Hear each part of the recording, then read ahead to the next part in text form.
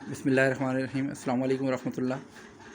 मैं आपके टीचर अदनान ज़ेब आज एक नए टॉपिक के साथ जो कि है हमारे पास किरचॉफ लॉ। टॉपिक स्टार्ट करने से पहले मैं आपसे यही रिक्वेस्ट करूंगा कि आप काइंडली जो मेरा चैनल है उसको ज़रूर सब्सक्राइब कर लीजिएगा और बेल आइकन को भी ज़रूर प्रेस कीजिएगा। उसका फ़ायदा आपको ये होगा कि ताकि जो भी अपडेट्स आपको मिलेंगी, जो भी मैं वीडियो अपलोड करूं तो आपको फ़ौरन नोटिफिकेशन मिल जाएगा। और साथ साथ ज़रूर टॉपिक को लाइक कीजिएगा जो मेरा जो वीडियो होगी, ताकि हमें उससे हौसला मिलेगा कि ताकि आप हमें ये पता चलता रहेगा कि आप इससे जो है वो फ़ायदा हासिल कर रहे हैं। तो मैं टॉपिक स्टार्ट कर रहा हूँ। That is the Kirchhoff's law.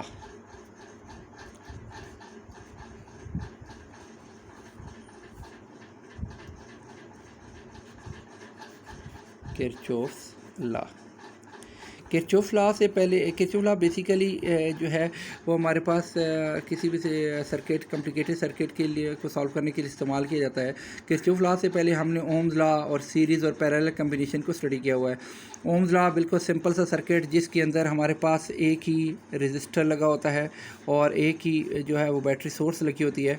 तो इसके लिए हमारे पास इस्तेमाल किया जाता है। अगर रजिस्टर और वोल्टेज पता हो तो हम आसानी से करंट निकाल सकते हैं। अगर करंट पता हो तो आसानी से V=IR वाले फार्मूले की मदद से हम कैलकुलेट कर सकते हैं जो भी चीज़ इन तीनों से हमें मालूम करनी होती है।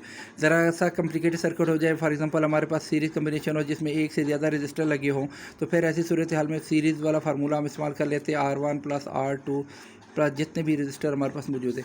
और पैरेलल कम्बिनेशन आपको ज़हन में होगा कि अगर हमारे पास ब्रांच की फॉर्म में रजिस्टर लगे हुए हैं, ठीक है, तो ऐसी सूरत हाल में हमारे पास जो है वो हम पैरेलल कम्बिनेशन में जो रिजल्टेंट रजिस्टर होता है उसका ये वाला फार्मूला इस्तेमाल कर लेते हैं। तो ये हमारे पास जो है वो सिंपल सर्किट के लिए।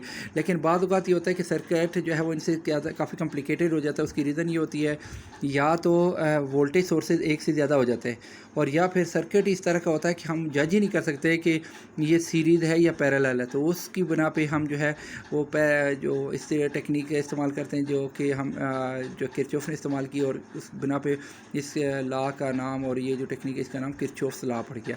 फॉर एग्ज़ाम्पल मैं आपको एक सिंपल सा एक सर्किट बताऊं कि हमारे पास फॉर एग्ज़ाम्पल ये एक रजिस्टर है और ये रजिस्टर लगे हुए, ठीक है, ये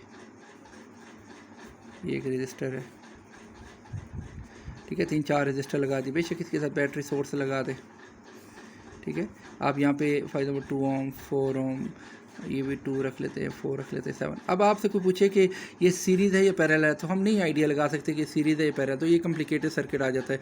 तो इनको सॉल्व करने के लिए हम किरचॉफ के लॉ इस्तेमाल करते हैं। किरचॉफ के बेसिकली 2 लॉज हैं। एक को बोलते हैं Kirchhoff first law,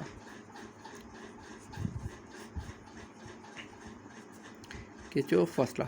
Kirchhoff first law जो है ये करंट को डील करता है, इसी बना पे इसका नाम किरचॉफ करंट रूल भी कहलाता है। करंट रूल, क्योंकि ये करंट को डील करता है। ये लॉ ये कहता है कि किसी भी जंक्शन के ऊपर या किसी भी नोड के ऊपर या किसी भी पॉइंट के ऊपर जो करंट आ रहा है और वहाँ से जो करंट जा रहा है, या यूँ कह सकते हैं कि टोटल करंट किसी भी नोड या किसी भी जंक्शन के ऊपर टोटल करंट जो है वो हमारे पास ज़ीरो आ जाता है। या ये भी कह सकते हैं कि जो करंट उस पॉइंट पे एंटर हो रहा है, current entering at that point is equal to current leaving from that point is equal to total current leaving from that point. For example मैं इसकी एग्ज़ाम्पल के तौर पे आपको पहले तो मैं यहीं पे एग्ज़ाम्पल देता हूँ कि फॉर एग्ज़ाम्पल ये आपके पास एक सर्किट है। तो लेट से यहाँ से हमारे पास जो करंट आ रहा है वो आई है, और ये आई करंट यहाँ से आगे जाके I1 इधर चला जाता है और लेट से I2 इधर चला जाता है। तो ये किरचॉफ रूल करंट रूल ये कहता है कि जितना करंट यहाँ से आ रहा है, फॉर एग्जांपल यहाँ से हम लेट से 5 एम्पेयर फ्लो करवा रहे हैं, तो 5 एम्पेयर यहाँ से करंट आ रहा है, और मैं कहता हूँ लेट से 2 एम्पेयर इधर चला गया, तो कन्फर्म हो जाता है कि 2 अगर इधर चला गया तो जितना बैक से आ रहा है इस पॉइंट के ऊपर, इसको बोलते हैं जंक्शन या नोड, इस पॉइंट के ऊपर जितना करंट आ रहा है उतना ही करंट यहाँ से बाहर जाएगा। तो लाजिम है अगर 5 आ रहा है तो यहाँ तक 5 पहुँच रहा है, तो यहाँ से दोनों ब्रांचेज में 5 ही बाहर निकलेगा। तो 2 अगर ये हो गया तो इसका मतलब है जो बाकी है वो 3 एम्पेयर यहाँ से गुजर के जाएगा। तो ये हमारे पास जो है वो हमारे पास बेसिकली किरचॉफ लॉ है।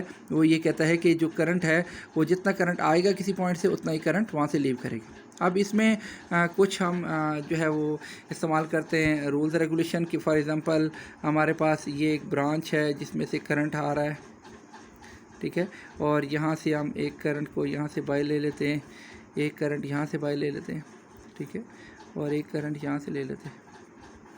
अब फॉर एग्जांपल ये हमारे पास कोई भी इसी तरीके की डायग्राम को मैंने इस तरह ओपन करके बनाया हुआ है। तो लेट से यहाँ से करंट जो आ रहा है दैट इज़ I1, ठीक है, यहाँ से जो बाहर जा रहा है दैट इज़ I2, इधर से जो बाहर जा रहा है दैट इज़ I3। फ़र्ज़ कर लेते हैं, मैं कहता हूँ यहाँ से करंट अंदर जा रहा है, इस पॉइंट की तरफ आ रहा है, किसी और ब्रांच से आ रहा है, तो ये I4 है। तो ये ला ये कहता है कि जो टोटल करंट इस जगह पे मिलेगा वो टोटल करंट कितना हो जाएगा, ज़ीरो होगा। या ये कहते हैं या जितना करंट यहाँ इन दोनों ब्रांचेस से आ रहा है उतना ही करंट यहाँ इन दोनों ब्रांचेस से बाहर जाएगा। इसमें हम कन्वेंशन इस्तेमाल करते हैं, जो करंट एंटर होगा, जो करंट आई जो एंटर हो रहा है इसके लिए हम पॉजिटिव सिंबल इस्तेमाल करते हैं, और जो करंट लीव करेगा किसी जगह से उसके लिए हम नेगेटिव इस्तेमाल करते हैं। मसलन आप देख रहे हैं इस पॉइंट के ऊपर I1 एंटर हो रहा है और I4 भी एंटर हो रहा है, तो मैं लिखूँगा I1 को प्लस लिखूँगा, जबकि I2 और I3 दोनों बाहर जा रहे हैं तो I2 माइनस I3, लेकिन I4 इसकी पॉइंट की तरफ आ रहा है तो प्लस I4 इक्वल टू 0। यूँ करके लिखें तो this is total current equal to 0, या फिर यूँ कह सकता हूँ I1 प्लस I4 को इधर ले लेते हैं और ये I2 और I3 इधर आके चले जाते हैं। तो ये इस बात को रिप्रेजेंट करेगा कि I1 और I4 क्या है, ये वो करंट है जो करंट हमारे पास क्या हो रहा है, एंटर हो रहा है। यहाँ से जो हमने बात की थी ये वो वाला करंट है जो एंटर हो रहा है, और I3 और I2 और I3 क्या है, ये वो करंट है जो लीव कर रहा है। यहाँ से आप देख रहे हैं 2 और, तो इसका मतलब जो करंट एंटर हो रहा है और जितना करंट लीव हो रहा है ये हमेशा बराबर होंगे, या total current equal to 0। This is the Kirchhoff current rule. उम्मीद करते हैं कि आपको ये टॉपिक समझ आ गया होगा।